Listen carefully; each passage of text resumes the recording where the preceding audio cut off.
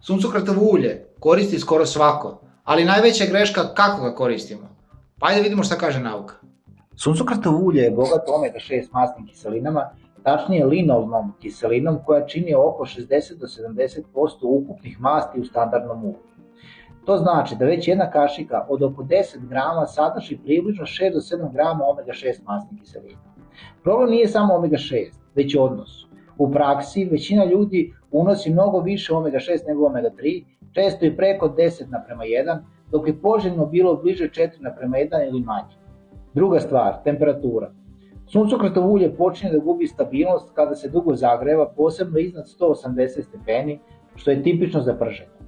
Kada ga koristiš više puta ili ga pregreješ, dolazi do oksidacije i stvaranja potencijalno štetnih jedinjenja.